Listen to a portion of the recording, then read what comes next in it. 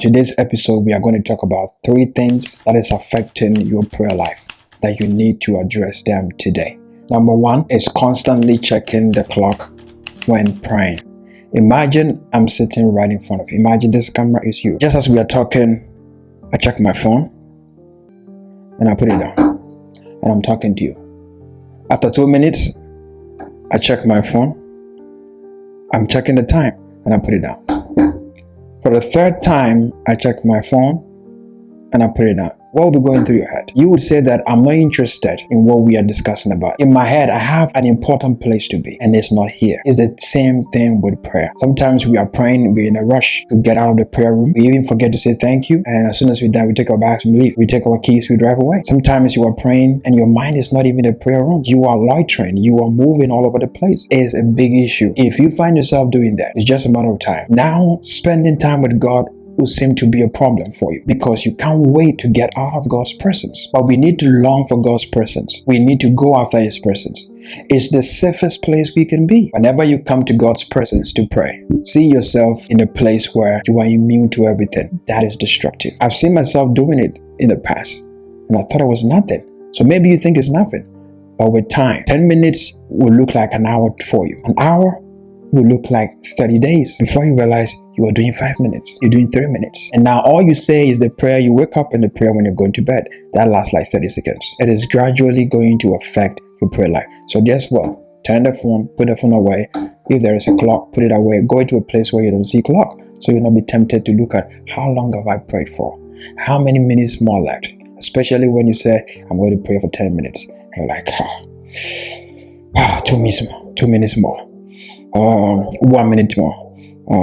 I can't wait to get out of here. Number 2 is reasoning out your prayer times if you really had to pray at the time. Let's say you set an alarm for 6 p.m. I want to pray at 6 p.m. You see your phone beeping or the alarm goes off. You begin to ask yourself, do I really have to pray? This prayer thing. There we go again. When you see that happening to you, just know there is an attack on your prayer life. Just as you wake up in the morning, you don't reason to brush your teeth. You don't reason to take your shower, except for some of you. Sorry about that. You don't reason to eat food. You do it effortlessly. Until prayer gets to that part, you don't reason to pray. You love to pray. It all boils down to your hunger and your thirst. You need to know there is an attack when you begin to see prayer as something you have to decide to or not to. Sometimes you don't even have anything to do at that time because that is the time for prayer. You don't even have anything to do, but you're still thinking, do I really need to do this? Let me go watch a movie. Let me go scroll on my phone or something. You see, all these things are signs telling you there's an attack on your prayer life.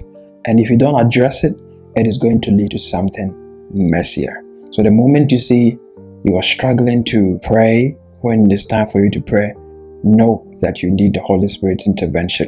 That leads me to point number 3, because what this thing does to you is to promote procrastination in your life. The worst level of procrastination that can happen to anybody is when it attacks your prayer life. Because when it started initially, you were not paying attention to it. It gets to procrastination. So procrastination is when you reasoning out whether you have to pray matures into a stronghold.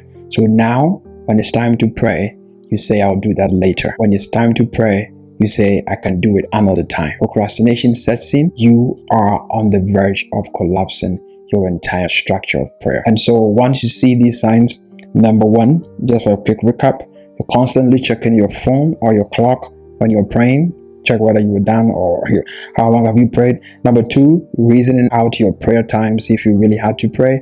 And number 3, procrastination. When you see these things happen to you, just know your prayer life is under attack. Now you need to ask God for intervention. You need to ask the Holy Spirit to refuel your hunger, your thirst for prayer. Thank you for watching, and I'll see you in a different video.